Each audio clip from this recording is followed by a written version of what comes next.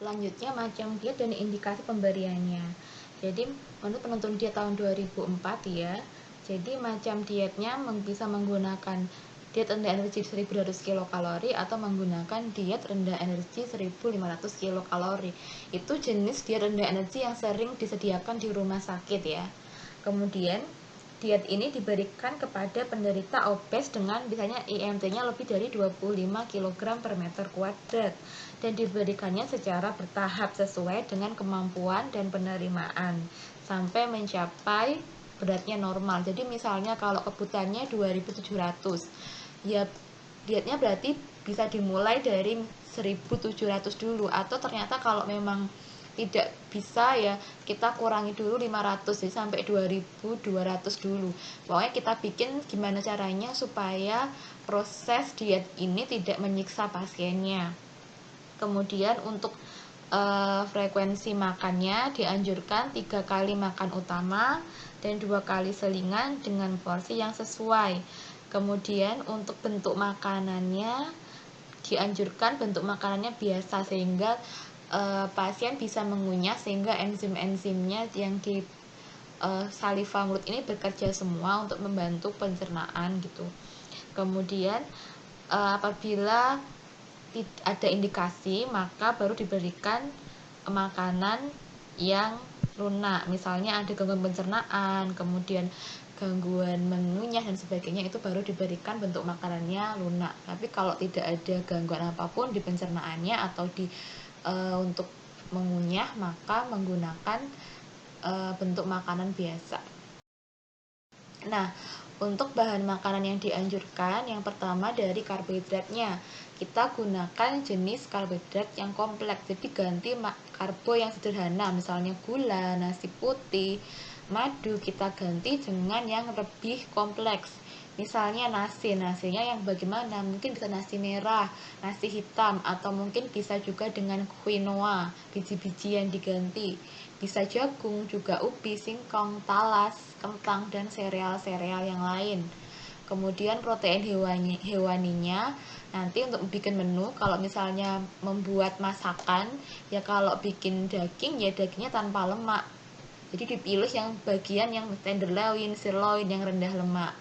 Kemudian ayam tanpa kulit. Jadi kalau misalnya masak ayam, mungkin bisa dipilih bagian dadanya yang tidak terlalu banyak kulitnya, kemudian dihilangkan kulitnya. Juga selain itu dada itu biasanya lebih rendah lemak dibandingkan bagian sayap dan bagian paha. Kemudian proteinnya utamakan jenis protein dari hewani yang dari daging putih seperti ikan. Kemudian telur juga boleh, daging asap, susu juga boleh, tapi kalau bisa yang low fat ya, rendah lemak, susu skim. Kemudian keju juga pilih yang rendah lemak. Kemudian kalau misalnya pakai margarin misalnya, itu pilih yang misalnya unsalted ya, yang tidak ada natriumnya supaya tidak kelebihan natrium. Kemudian untuk protein nabatinya bisa dari tempe, tahu, susu, kacang-kacangan yang diolah tanpa digoreng atau tanpa santan kental. Jadi nanti kalau bikin menu untuk pasien obesitas, untuk pengolahannya utamakan yang dipanggang, yang dikukus, kemudian dipepes misalnya, dan jangan memakai santan yang kental. Kalau memang perlu menggunakan santan, ya pakai santan yang encer. Kemudian sayur, semua sayur boleh, terutama yang banyak mengandung serat dan diolah tanpa santan kental. Jadi untuk pengolahannya bisa mentah untuk lalapan misalnya, atau direbus, ditumis. Kalau pakai santan boleh, tapi tidak boleh santan yang kental. Kemudian buah-buahan semuanya boleh menggunakan buah apapun kecuali buah-buahan yang durian, alpukat, dan buah-buahan yang diolah menjadi manisan karena nanti ketambahan energi dari gulanya. Kemudian juga tidak boleh menggunakan buah-buahan yang diolah menggunakan susu full cream atau susu kental manis, misalnya kayak jus ditambahin susu kental manis atau bikin setup. Itu juga tidak dianjurkan untuk pasien yang mengalami kelebihan berat badan atau obesitas. Selanjutnya untuk monitoring dan evaluasi. Ini dilakukan untuk mengukur keberhasilan pelaksanaan terapi sesuai dengan tujuan intervensi pada penderita obesitas. Indikator yang dimonitor dan dievaluasi adalah yang pertama, penurunan berat badan, kemudian perubahan IMT, lingkar pinggang atau perut. Ini pasti ya, tapi juga tidak perlu tiap hari, mungkin setiap minggu kita lihat perubahannya berapa ons penurunannya. Kemudian perubahan nilai biokimia atau profil lipid seperti kadar kolesterol total, trigliserida, kolesterol HDL, dan kolesterol LDL. Kenapa sering dicek? Karena pasien obesitas sering mengalami gangguan profil lipidnya, makanya yang paling sering dinilai adalah nilai profil lipidnya, karena nanti juga berkaitan dengan tingginya resiko orang obes yang mengalami gejala sindrom metabolik. Kemudian jangan lupa dicek juga perubahan asupan energi dan zat gizinya. Ini diceknya mungkin setiap hari ya, dilihat bagaimanakah, apakah mereka memakan makanan yang kita anjurkan. Kita bisa recall kalau memang dia pasien rawat jalan. Kalau rawat inap bisa menggunakan metode Comstock. Kemudian yang keempat adalah perubahan aktivitas fisiknya. Dilihat apakah yang awalnya sedentary lifestyle bisa merubah, meningkatkan pola aktivitas fisiknya lebih aktif. Kemudian perubahan sikap dan perilaku makan, dan juga mungkin tentang ketaatan dietnya.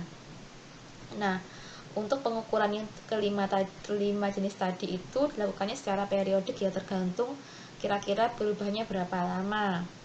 Biasanya penderita ini akan diminta untuk mencatat dan melaporkan asupan makanannya dan serta aktivitas fisiknya yang dilakukan setiap hari. Kemudian biasanya juga disuruh untuk mencatat atau menimbang berat badannya, karena rata-rata jarang sekali pasien obes yang dirawat di rumah sakit. Jadi biasanya pasien rawat jalan, lebih ke edukasi dan menggunakan terapi diet ya. Kemudian dikatakan berhasil bila kelima-limanya ini ada perubahan. Jadi kalau memang tidak berhasil, maka kita cek di manakah hal yang salah gitu. Nah, ini beberapa jenis perbandingan diet obesitas pada dewasa ya. Ini diet-diet diet-diet yang populer. Ini menurut Boyle, M. and Sarah pada Personal Nutrition 7 Edition di USA pada tahun 2010. Ini ada tipikal diet yang tersebar luas di pasaran ya, yang banyak dilakukan. Yang pertama adalah typical American diet. Itu biasanya karbonya 50%, proteinnya 15%, lemaknya 35%, dan biasanya sekitar 2200 kalori. Kekurangan jenis diet ini adalah kurang buah dan sayur dan whole grain, serta tinggi asam lemak jenuh dan karbohidrat jenis non-refined. Yang kedua itu diet gizi seimbang, energi cukup. Itu penamaannya DAS diet ya, atau diet yang berpedoman pada piramida makanan. Ini biasanya karbonya normal, proteinnya normal, lemaknya normal, berkisar antara 1200 sampai 1700 kilokalori. Itu jenis diet yang tentang ini tuh biasanya menganjurkan penurunan berat badan 0,2 sampai 0,5 kg per minggu, kemudian rendah asam lemak jenuh, tinggi serat dan buah sayur, pemilihan makanannya terbatas, banyak menganjurkan latihan fisik, dan sebagian digunakan untuk perencanaan pemilihan berat badan. Yang ketiga adalah rendah lemak dan karbohidrat. Ada Ornish diet, Pritikin diet, itu biasanya untuk jangka panjang yang mungkin sulit ya, karena sangat rendah lemak, kan rendah lemak sekali gitu. Kemudian rendah kalsium, karena penyerapan kalsium ini biasanya juga karena rendah lemak otomatis rendah protein juga, jadi kalsiumnya juga kurang. Kemudian beberapa menu membatasi makanan sehat seperti misalnya seafood, rendah lemak, kemudian menganjurkan untuk latihan fisik yang cukup berat ya. Yang keempat adalah rendah karbohidrat, tinggi protein dan lemak. Itu biasanya mendukung penurunan berat badan dengan cepat. Jadi lebih banyak hilang airnya dibandingkan lemaknya. karena karbonnya itu biasanya kurang dari 20%, proteinnya 25-40%, lemaknya lebih tinggi, jadi 55-60%. Kemudian untuk makannya itu biasanya karbonnya kurang dari 100-125 gram per hari. Ini mungkin yang sekarang kita sebut dengan diet keto itu ya. Ini berbahaya karena menyebabkan namanya ketosis, yaitu kehilangan nafsu makan akibat konsumsi makanan tinggi asam lemak jenuh. Kita tahu bahwa sumber energi yang paling aman adalah menggunakan sumber dari karbohidrat. Kalau kita menggunakan dari lemak untuk sumber energinya, maka akan terbentuk zat sisa metabolisme, yaitu benda-benda keton. Nah, ini yang menyebabkan namanya ketosis. Nah, diet ini juga tidak praktis untuk jangka waktu yang panjang karena terlalu sedikit pilihan makanannya. Ada lagi nanti moderat karbohidrat tinggi, moderat karbohidrat tinggi protein, lemak cukup. Ini biasanya cukup karbo, kemudian rendah vitamin dan mineral. Ada lagi namanya novelty diet. Ini sebagian besar mendukung makanan tertentu atau kombinasi makanan tertentu, tetapi tidak ada dasar ilmiah tentang diet ini, jadi tidak direkomendasikan. Kemudian ada lagi very low calorie diet. Ini menggunakan energi sampai kurang dari 1000 kilokalori per hari. Ini sebenarnya tidak boleh karena membutuhkan monitoring dari ahli gizi. Kemudian ada lagi weight loss online diet.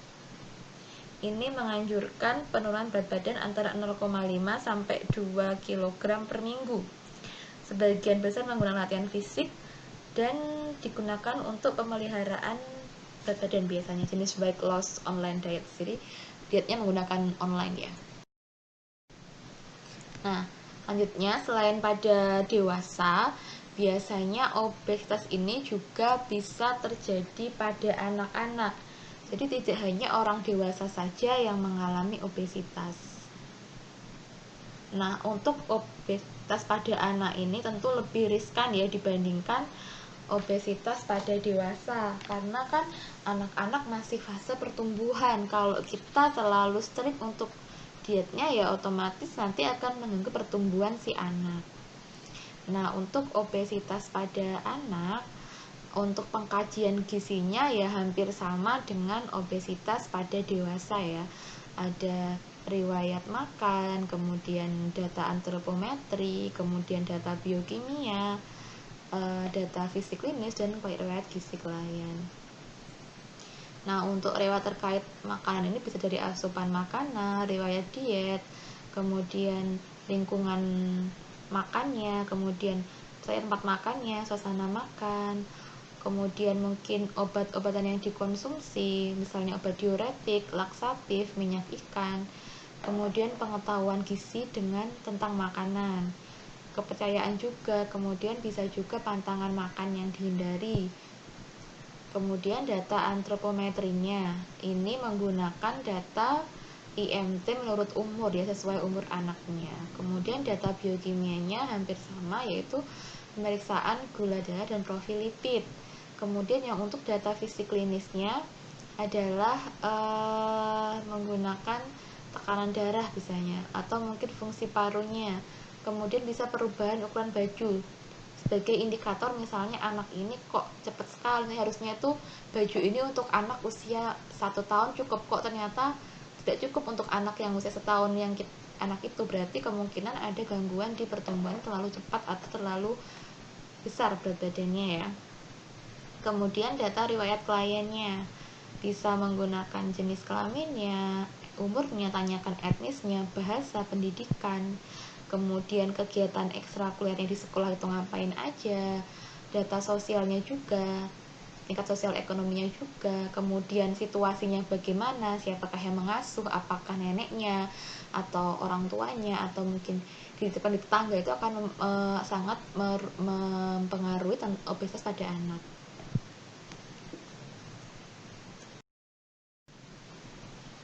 Untuk rumus perhitungan energinya menggunakan tadi TEE sama, jadi REE dikali faktor aktivitas. Untuk rumus perhitungan REE-nya menggunakan WHO ya, jadi beda, sesuaikan dengan umur. Jadi 0 sampai 3, 3 sampai 10, 11 sampai 18. Ini menggunakan rumusnya sudah ada di sini ya, silahkan digunakan. Kemudian untuk penghitungan tadi TE-nya kan REE dikali faktor aktivitas ya. Jadi untuk faktor aktivitas fisiknya pun juga beda antara dewasa dan anak-anak. Ini sudah ada tabelnya, mulai dari kurang aktif, aktif, sangat aktif, bahkan sampai yang sedentary lifestyle. Kemudian untuk syarat dietnya itu menurut ASDI, Persaki, dan IDAI. Jadi untuk energinya diberikan normal, kemudian dikuranginya hanya sekitar 200 sampai 500 kilokalori per hari. Proteinnya diberikan 15-20%, kemudian lemaknya cukup ya 30%, karbonya 50 sampai 60%, kemudian untuk mikromineralnya disesuaikan dengan AKG. Kemudian caranya diberikan cukup ya. Pemberian makannya sama dengan dewasa, 3 kali makan utama dan 2 sampai 3 kali makan selingan. Karena kalau anak rewel kan susah ya. Jadi kalau misalnya memang butuh snack ya beri aja snack, misalnya puding rendah lemak, atau mungkin diberikan buah-buahan, puding buah, atau kita bikin snack yang rendah lemak. Kemudian susu tetap diberikan kepada anak itu, tetapi diutamakan yang susu low fat. Nah, kemudian untuk anak yang berusia lebih dari 2 tahun dianjurkan memberikan berat dengan rumus umur dalam tahun ditambah 5 gram per hari. Kemudian untuk daya terimanya, bentuk dan jenis makanan disesuaikan dengan daya terima pada anak tersebut. Nah, untuk aktivitas fisik pada obesitas anak itu juga harus diperhatikan. Karena yang paling gampang ya kita harus mengatur aktivitas fisiknya. Rekomendasi WHO bagi anak dan remaja usia 5 sampai 17 tahun, yang dimaksud dengan aktivitas fisik adalah kegiatan bermain, olahraga, transportasi, rekreasi, latihan jasmani atau fisik, kemudian segala jenis aktivitas jasmani dan yang direncanakan, di mana dalam konteks ini bisa aktivitas bersama keluarga, sekolah, bahkan komunitasnya. Nah, untuk aktivitas fisiknya biasanya 60 menit per hari, bisa sedang atau berat. Jadi seharusnya sebagian besar aktivitasnya ini bersifat aerobik ya. Nah, untuk jenis aktivitasnya ada 3 macam ya, yaitu menggunakan aerobik, kemudian kekuatan otot, dan kekuatan tulang. Nah, untuk yang aerobik sedang contohnya adalah jalan cepat, bersepeda, rekreasi aktif seperti bermain skateboard misalnya. Kemudian yang jenis yang aerobik berat contohnya adalah permainan aktif, berlari, lompat tali, karate, basket, berenang, tenis, dan senam. Kemudian yang ketiga menggunakan aktivitas otot, yaitu dilakukan agar otot anak lebih bekerja dan melatih kekuatan otot. Misalnya senam, push up, sit up, manjat pohon, kemudian bermain ayunan, senam. Kemudian yang untuk kekuatan tulang misalnya adalah melompat, lompat tali, berlari sepak bola, basket, voli, tenis, digunakan untuk menstimulasi pertumbuhan dan pembentukan kekuatan tulang. Kalau tadi yang aerobik itu digunakan untuk meningkatkan cardio respiratory fitness. Ini salah satu contoh menu diet rendah kalori untuk obesitas. Yang pertama yaitu untuk obes dewasa. Misalnya yang pertama kita untuk makan paginya bisa pilih bubur makaroni. Jadi tidak ada yang digoreng ya. Jadi menggunakan bisa makaroni, daging ayam, brokoli, kacang polong. Kemudian jam 10 diberikan jus buah misalnya, buah naga, tambah sirsak misalnya. Kemudian jam 12 makan siangnya diberikan nasi putih sate lilit ikan misalnya, jadi kan dari ikan cincang dan kelapa, jadi tidak tanpa minyak. Kemudian oseng kangkung, menggunakan kangkung dan udang kupas misalnya telur puyuh. Kemudian balado kacang merah, isinya kacang merah rebus dan daging sapi giling. Jam 4 bisa menggunakan puding agar jambu biji, menggunakan agar-agar, jambu biji merah, sedikit gula pasir. Kemudian jam 7 bisa makan nasi bakar komplit, misalnya nasi, daun singkong, ayam, tempe, kemudian selada buah campur, ada pepaya, nanas, semangka. Jadi snacknya itu bisa pilih yang banyak buahnya, jadi tinggi serat. Kemudian pengolahannya tadi kan ada yang bentuknya bubur tanpa penggorengan, siangnya dioseng, ditumis, itu lebih sedikit minyak lemaknya dibandingkan digoreng. Kemudian yang malam menggunakan nasi bakar, jadi tanpa penggorengan juga ya untuk pengolahannya.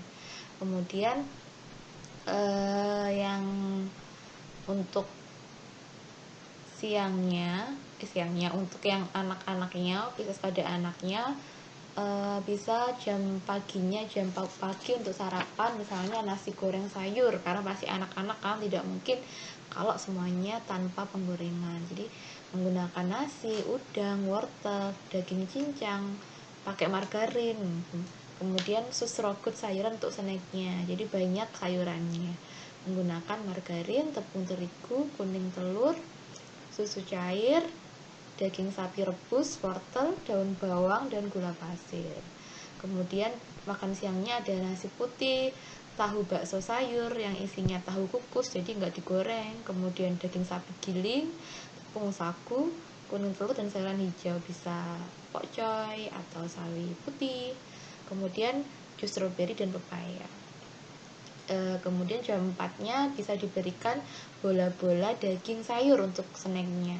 Ada tepung berasnya, kuning telur, daging sapi cincang, wortel parut, keju parut, susu cair, dan minyak.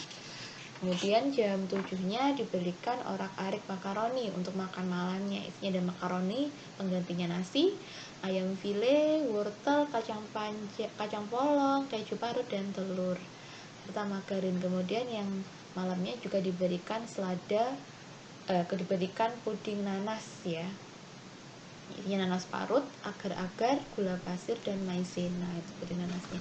Itu contoh menu untuk pasien obesitas. Jadi silahkan berkreasi.